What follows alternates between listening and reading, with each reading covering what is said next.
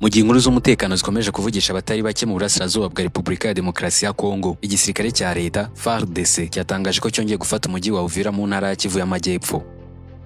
FARDC ivuga ko ari iri kugenzura uwo mujyi kuva ku cyumweru tariki ya 18 ku kwezi turimo, nyuma y'uko umutwe wa M23 wari umaze iminsi ugenzura umujyi wa Uvira utangaje ko wahavuye ku munsi wo kuwa gatandatu. Gusa leta ya Kinshasa ndetse n'abayobozi ba FARDC bakomeje kuvuga ko iby'uyu mutwe wa M23 bitarasobanuka neza kugeza igihe bavugiye aho berekeje nyuma yo gusohoka muri uyu mujyi. Nubwo umutwe wa M23 wavuye mu mujyi wa Uvira, aho abarwanyi babo berekeje haracyari ikibazo kidafitiwe igisubizo. Ubu abarwanyi b'uyu mutwe biravugwa ko bari mu duce twa Sange ndetse na Ruvungi, mu birometero bitarenga 10 ugana mu majyaruguru ya Uvira.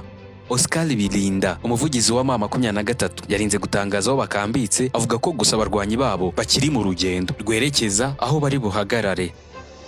Bamwe mu baturage bakomeje kugenda bavuga ko nyuma y'uko umutwe wa M23 usohotse mu mujyi wa Uvira bafite impungenge z'umutekano wabo ndetse n'ibintu byabo. Bavuga ko nyuma y'uko izi ndwanyi zisohotse, Wazalendo bahise binjira barasa cyane. Nyuma yaho gato ku mugoroba wo kuri uyu wa mbere nibwo ingabo za leta za FARDC zaje kwinjira muri uno mujyi. Gusa abaturage bose bahurira ku kintu cy'uko nta mutekano uhari, ngo kuko hari amasasu menshi ari guhora asakuza kandi nta bantu bari kurwana nabo. Ingabo za FARDC zikigeramo no mujyi wa Uvira zatangaje ko umutwe wa M23 wasenye ukanasaura mbere yo kuva muri uyu mujyi wa Uvira. Ubuyobozi bw'umutwe wa M23 bwaje kuvuga ko ibyo birego byose bari kuregwa ari ibinyoma. Oscar Bilinda waruhagarariye umutwe wa M23 yagize ati: "Nta kintu na kimwe cyasawe n'ingabo zacu." Anongeraho ko kandi ibyo bari gushinjwa byose ko basahuye byagaragajwe ko bikiri mu mujyi wa Uvira.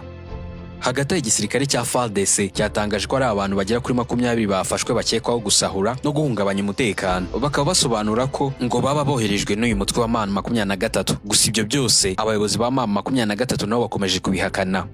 Umuturage utifuje gutangazwa amazina yavuze ko ubusahuzi bwabaye mu byiciro bibiri. Yavuze ko ubusahuzi bwa mbere bwabaye bwakozwe n'umutwe wa Wazalendo ubwo bahageraga ingabo za leta za FARDC zitarahagera. Aho yakomeje avuga ati uyu mutwe wa Wazalendo wasahuye hafi ibintu byose by'agaciro. Akomeza agira ati igice cya kabiri cyo gusahura cyakozwe n'ingabo za leta za FARDC, aho byakozwe mu buryo bwo kwishimira intsinzi ko uyu mujyi wa Uvira ugarutse mu biganza byawo ukaba ugiye gukontororwa n'izi ngabo. Ibi byatumye benshi bibaza niba umutekano wakongera kubakwa muri uno mujyi wa Uvira nyuma y'uko uyu mujyi unyuze mu maboko atari makeya mu masaha makeya.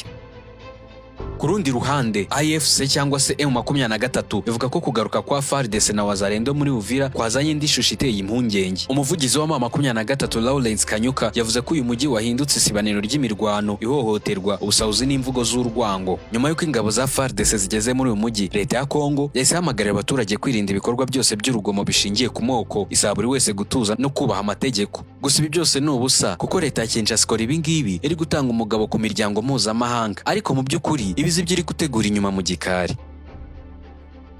Abaturage batuye muri umujyi wa Uvira baravuga ko ubuzima butakiri bwa bundi, ko nta mahoro na make ahari ndetse n'ibigo by'amashuri kugeza ubu ngubu bifunze. Bakibaza n'iryari hazaza umutekano, abana bagasubira ku mashuri, ibintu byose bigasubira ku murongo nk'uko byari bimeze umutwe wa M23 kigenzura uyu mujyi. Umva aka kantu, dukomeza kumva amasasu kandi byumvikana impamvu akivuga, kuko mu by'ukuri umutwe wa M23 wakabaye urasana n'izi ngabo ntawe ugihari. Rero amasasu mu baturage ntabwo tuzi impamvu ari kuvuga. Ayo ni amagambo yavuzwe n'umwe mu baturage batuye muri uno mujyi wa Uvira.